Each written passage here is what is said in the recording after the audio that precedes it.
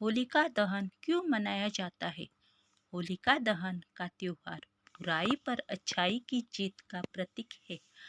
ऋषिकेश पंचांग के अनुसार होलिका दहन 2 मार्च को मनाया जाएगा। पुराणों में इस पर्व से जुड़ी एक कथा बताई गई है, जो हिरण्यकश्यप की बहन होलिका और विष्णु भगवान के भक्त प्रहलाद से संबंधित है। होलिका को न जलने का वरदान होने के बावजूद वह इस दिन भस्म हो गई और भक्त प्रहलाद सुरक्षित बाहर निकल आए। जाने क्या है यह पूरी कथा। फाल्गुन मास की पूर्णिमा तिथि पर होलिका दहन का त्योहार मनाया जाता है। इस दिन को बुराई पर अच्छाई की जीत का प्रतीक माना जाता है, जो हमें अपने मन के भय को दूर करके आंतरिक परिवर्तन के लिए प्रेरित करने वाला है। ऋषिकेश पंचांग के गणना के अनुसार इस साल होलिका दहन 2 मार्च सोमवार के दिन मनाया जाएगा। पुराणों के अनुसार इसी दिन हिरण्यकश्यप की बहन होलिका विष्णु जी के भक्त प्रहलाद को अपनी गोद में लेकर जलती हुई चिता पर बैठी थी, लेकिन कुछ ऐसा संयोग बना जिससे होलिका और हिरण्यकश्यप की योजना सफल नहीं हो सकी। आइए विस्तार से जानते हैं होलिका दहन की कथा।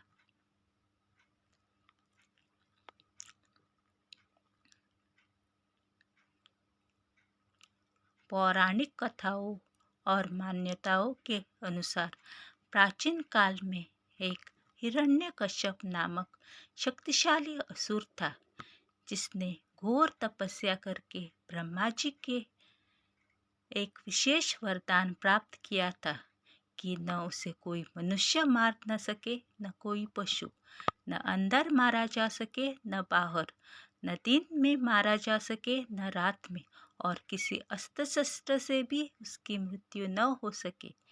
ऐसा वरदान मिलने के कारण उसने अहंकार में खुद को ईश्वर बताना शुरू कर दिया और अपने राज्य में किसी भी व्यक्ति को भगवान विष्णु की पूजा करने से मना कर दिया। हिरण्यकश्यप का एक प्रहलाद नामक पुत्र था, जो बचपन से भी भगवान विष्णु की भक्ति करता था और उनका परम भक्त बन गया था। प्रहलाद हमेशा विष्णु जी का स्मरण करता रहता था और उसके मुख पर केवल प्रभु का नाम था। हिरण्यकश्यप ने प्रहलाद को विष्णु जी की भक्ति से दूर रखने के लिए कई बार प्रयत्न किए, लेकिन फिर भी असुर कुल में जन्म लेने के बाद भी प्रहलाद ने कभी भी भगवान विष्णु की भक्ति करना नहीं छोड़ा। विष्णु पुराण में बताया गया है कि हिरण्यकश्यप ने प्रहलाद को विषैले सांपों के पास छोड़ा, हाथियों के पैरों के नीचे डाला, ऊंचे पर्वत से नीचे गिरवाया और गहरे समुद्र तक में भी डुबोया। लेकिन भगवान विष्णु ने अपने भक्त को हर मुश्किल परिस्थिति से बाहर निकाल दिया। सभी प्रयास नाकाम होने के पश्चात हिरण्यकश्यप ने अपनी बहन होलिका को बुलाया, जिसे अग्नि में भी न जलने का वरदान प्राप्त था। उसे प्रहलाद को अपनी गोद में लेकर चिता पर बैठने को कहा गया और होलिका ने ठीक ऐसा ही किया। वह भक्त प्रहलाद को अपनी गोद में बिठाकर अग्नि में बैठ गई, लेकिन उस समय भी प्रहलाद जरा भी न डरा और मन में केवल श्री हरि का स्मरण करता रहा। ऐसे में अपने वरदान को गलत तरीके से प्रयोग करने के कारण होलिका उसी अग्नि में जलकर भस्म हो गई। ब्रह्मा जी के प्राप्त अग्नि से रक्षा करने वाला चादर उड़कर प्रहलाद के ऊपर आ गया।